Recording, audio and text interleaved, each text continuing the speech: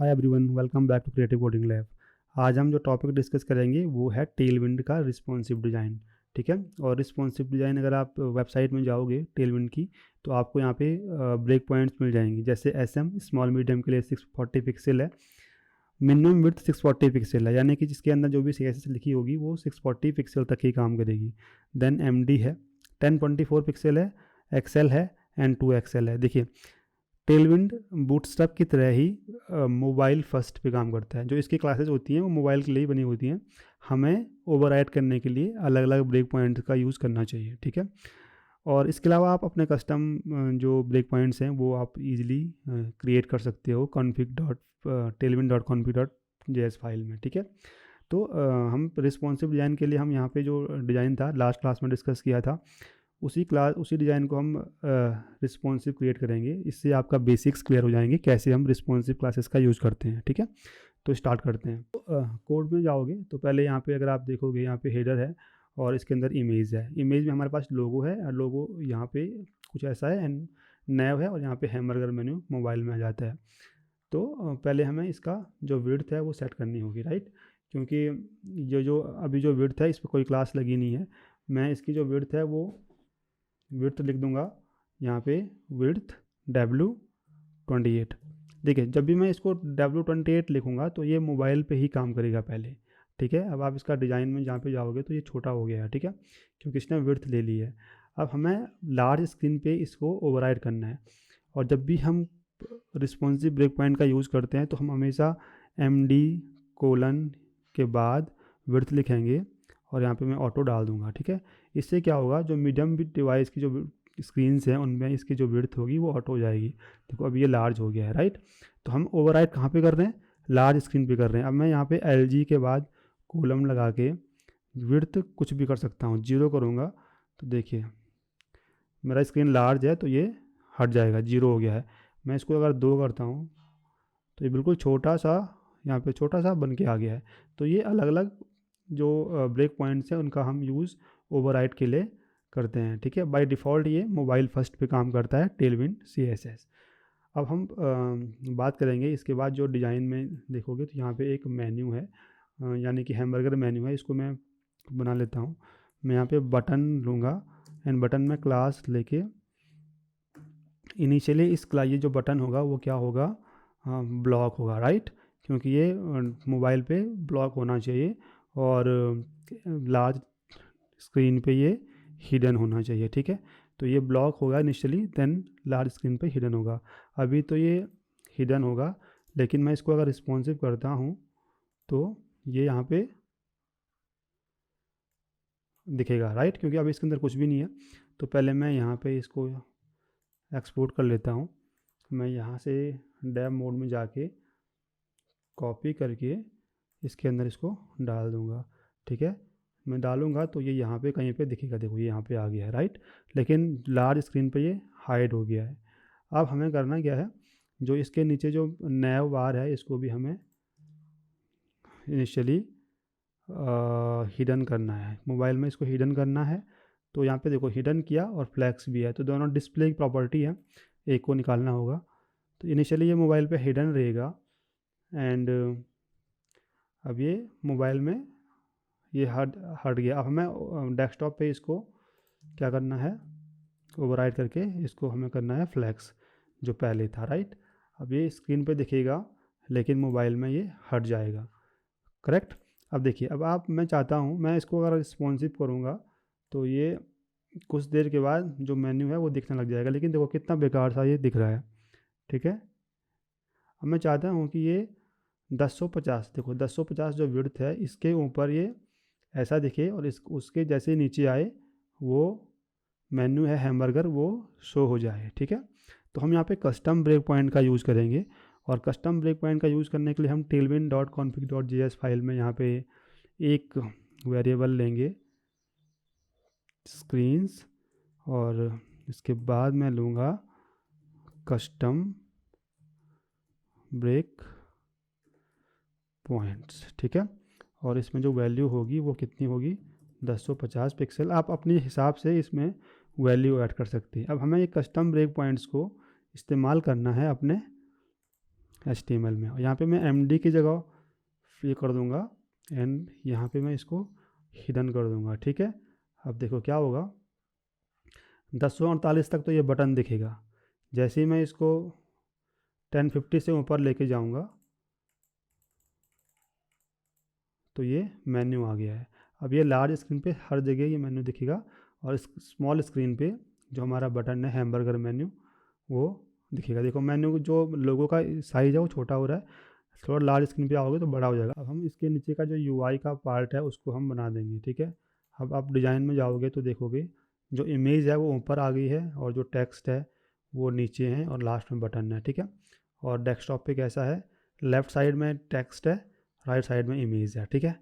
अब हम कैसे करेंगे, तो यहाँ पे अगर आप देखोगे जो हमारा सेक्शन है, ये जो सेक्शन क्लास है, इस सेक्शन क्लास में जो फ्लैक्स लगा हुआ है इसी पे पूरा गेम है, ठीक है। अब देखो दो डिव हैं इसके अंदर, दो चाइल्ड हैं, एक चाइल्ड ये है ये और एक चाइल्ड ये है, ठीक है। यानी कि दो चाइल्ड। अब हमें यहाँ पे फ्लैक्स की जो प्रॉपर्टी होती है ऑर्डर का, उसका हम यूज़ करेंगे। ऑर्डर को मैंने ऑलरेडी डिस्कस किया हुआ है पिछली क्लासों में, अगर आपने नहीं देखा तो आप प्लेलिस्ट पे जाके फ्लैक्स की जो क्लासेज है उसको पढ़ सकते हो, ठीक है। अब हम करेंगे क्या, यहाँ पे जो फ्लैक्स है, यहाँ पे जो सेक्शन है, इस सेक्शन पे हम पहले जो फ्लैक्स कॉलम होता है उसका इस्तेमाल करेंगे। जो इसका फ्लैक्स कॉल है उसका यूज़ करेंगे। अब इसके में क्या होता है, जो इसका डायरेक्शन होगा वो कॉलम में वो चला जाएगा। यानी कि इसके अंदर जो चाइल्ड्स हैं, दो चाइल्ड्स हैं, एक चाइल्ड ये वाला है और एक नीचे वाला है। इन दोनों चाइल्ड्स का जो डायरेक्शन होगा वो क्या होगा, वो कॉलम में होगा, ठीक है। ये एक क्लास हमने इसमें ऐड करी। अब इसके अलावा हम और चीज़ें भी इसमें ऐड कर सकते हैं। जैसे हम फ्लैक्स रो जो MD है, MD यानी कि लार्ज डिवाइस है, इस पर हम फ्लैक्स डायरेक्शन होगा वो क्या होगा, फ्लैक्स रो होगा। बाकियों पे जो डिफ़ॉल्ट जो हमने प्रॉपर्टी ऐड करी वो फ्लैक्स कॉलम कर दी, यानी कि कॉलम डायरेक्शन होगा। और बाकी MD पे हमने कर दिया फ्लैक्स डायरेक्शन रो, ठीक है। ये हमने इसको ऐड कर दिया है। अब हम इसके अलावा अब इसके नीचे जो चाइल्ड हैं, इन चाइल्ड्स को भी हम ऑर्डर देंगे। अब हमें करना क्या है, जो ये इमेज है वो टॉप पे लानी है और जो टेक्स्ट है वो नीचे लाना है, ठीक है। यानी कि इनका ऑर्डर चेंज करना है। और ऑर्डर चेंज करने के लिए आपको यहाँ पे जो डिव क्लास ये है, इसको आपको पहले तो इसको विड्थ करना होगा फुल, यानी कि जो डिफ़ॉल्ट विड्थ होगी वो फुल होगी। एंड जो लार्ज डिवाइसेस हैं, MD हैं, LG हैं, आप इसको SM भी कर सकते हो। SM पे आपको यानी कि टैबलेट पे आपको इसको विड्थ दे सकते हो आप 2/4 या whatever you want to do, जो आपके डिज़ाइन में है, ठीक है। ये आपने दिया। अब आपको इसमें ऑर्डर लगाना है। ऑर्डर कैसे लगाना है, ऑर्डर करना क्या है, इसको डिफ़ॉल्ट जो ऑर्डर होगा वो 2 होगा, इसका ऑर्डर 2 होगा। यानी कि जो पहला आइटम है, पहला चाइल्ड है वो लास्ट में चला जाए, और जो लास्ट वाला चाइल्ड है, ये वाला चाइल्ड, इसको मैं ऑर्डर 1 कर दूंगा, ऑर्डर 1, ठीक है। ये तो डिफ़ॉल्ट हो गया, यानी कि मोबाइल पे हो गया। अब हमें इसको डेस्कटॉप के लिए या टैबलेट के लिए भी करना है। SM ऑर्डर 1 होगा और यहाँ पे क्या होगा, यहाँ पे हम करेंगे SM ऑर्डर 2, यानी कि टैबलेट पे ये जो पोजीशन डिज़ाइन की है वो वैसी ही रही, ठीक है। ये हमने इनिशियली चेंज कर दिया। अब आप देखोगे तो MD ऑर्डर 1, ओके। यहाँ पे जो स्पेलिंग है बेसिकली वो ऑर्डर हो गया है, इसको ऑर्डर होना था, ये एक टाइपो एरर हो गया। और इस केस में देखो यहाँ पे जो इमेज है वो टॉप पे आ गई है और जो टेक्स्ट है वो नीचे आ गया है। अब इसको थोड़ा सेंटर लाइन करके हम फॉन्ट साइज़ भी कम कर सकते हैं, राइट। अब यहाँ पे जो स्पेस है पहले इसको कम करना है। जो सेक्शन पे लगा हुआ स्पेस है, यानी कि मार्जिन टॉप आई गेस लगा होगा, हाँ मार्जिन PY है, PY 14 है, राइट। PY 14 हमें लगाना है MD पे, यानी कि लार्ज डिवाइस पे, और वैसे बाय डिफ़ॉल्ट हमें इसको लगाना है P8 इज़ फाइन, ओके। सो ये इसका स्पेस थोड़ा कम हो गया है, अगर आप देखोगे तो अभी भी है लेकिन उतना नहीं है, इसको और आप कम कर सकते हो, 2 कर सकते हो। सो ये और ऊपर चला गया है। अब यहाँ पे जो टेक्स्ट है, टेक्स्ट को भी आप एज इट इज़ जो हम अभी तक करते आ रहे हैं वैसे ही करना है। जैसे यहाँ पे आपको अगर टेक्स्ट पे लगाना है तो जो अभी टेक्स्ट 6 एक्सेल है जो कि डिफ़ॉल्ट बन गया है, हमें इसको ये लगाना है लार्ज स्क्रीन पे, एमडी पे या एसएम पे या एलजी पे। और आपको डिफ़ॉल्ट जो टेक्स्ट साइज़ होगा वो कितना होना चाहिए, वो होना चाहिए टेक्स्ट लग देते हैं I guess 3 XL, 3 XL, let me check. हाँ 3 एक्सेल इज़ फाइन। और साथ में यहाँ पे जो टेक्स्ट सेंटर होगा वो होगा टेक्स्ट सेंटर डिफ़ॉल्ट होगा। देखो टेक्स्ट सेंटर डिफ़ॉल्ट अगर आप लगाते हो तो ये यहाँ से लेकर और लार्ज स्क्रीन तक ये सेंटर आ जाएगा। अब हमें ओवरराइड करना है, मैं बार बार बता रहा हूँ आपको, हमें लार्ज स्क्रीन पे ओवरराइड करना है टेक्स्ट। मैं इसको लेफ़्ट कर दूँगा, इससे क्या होगा, जो हमारी लार्ज स्क्रीन है उस पर लेफ़्ट ही रहेगा।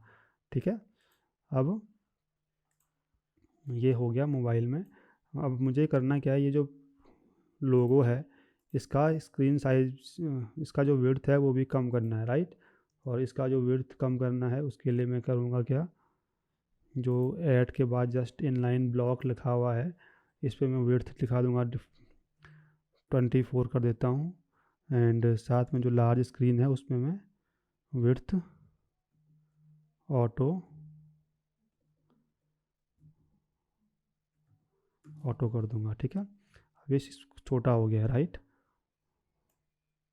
कुछ ऐसा ये डिज़ाइन बन के आ गया है।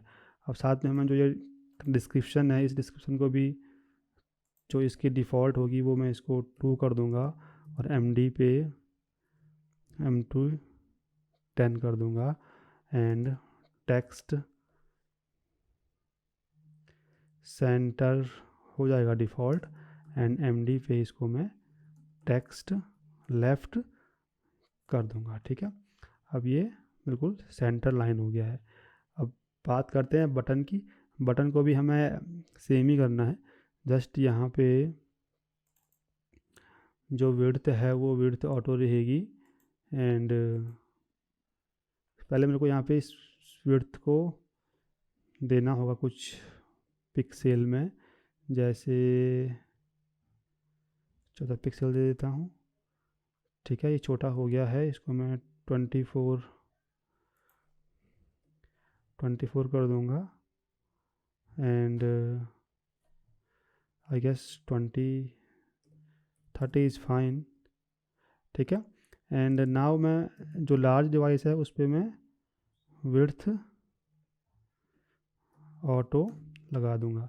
अब इससे क्या होगा, ये अभी सेंटर लाइन नहीं हुआ है, लार्ज डिवाइस पे तो ये ठीक रहेगा लेकिन स्मॉल डिवाइसेस पे ये लेफ़्ट ही है। और लेफ़्ट है तो हमें करना क्या होगा, जो MX ऑटो करना होगा, यानी कि मार्जिन लेफ़्ट एंड राइट से ऑटो करना है। एंड साथ में इसको मैं ब्लॉक बना दूंगा। ठीक है, जैसे ब्लॉक बनाऊंगा इसका जो विड्थ है वो बड़ा हो गया, यानी कि इसका साइज़ बड़ा हो गया है। और विड्थ मैंने इसको दिया विड्थ 28 की। अच्छा आई गेस वो जो विड्थ था वो काम नहीं कर रहा था, 30 कोई विड्थ होता ही नहीं है। तो ये सेंटर लाइन आ गया है। तो ये हमने एक ईज़िली फटाफट से एक डिज़ाइन क्रिएट किया है जो कि हमारा रिस्पॉन्सिव डिज़ाइन हो गया है। आपने इसमें कैसे ब्रेक पॉइंट्स क्लासेस का इस्तेमाल करना है अपने डिज़ाइन में, आप यहाँ पे जो ब्रेक पॉइंट्स हैं वो इजीली क्रिएट कर सकते हो, यूज़ कर सकते हो। साथ में आप tailwind.config.js फाइल में जाके आप यहाँ पे अपना कस्टम ब्रेक पॉइंट्स ऐड कर सकते हो और इसका इस्तेमाल आप अपने HTML में कर सकते हो। ठीक है, तो ये था एक रिस्पॉन्सिव लेआउट क्रिएट करना। आई होप आपको समझ में आया होगा। और अगर आप नए हो चैनल पे तो प्लीज़ शेयर कीजिए, सब्सक्राइब कीजिए, कमेंट्स कीजिए। मिलते हैं नेक्स्ट वीडियो में, तब तक के लिए बाय।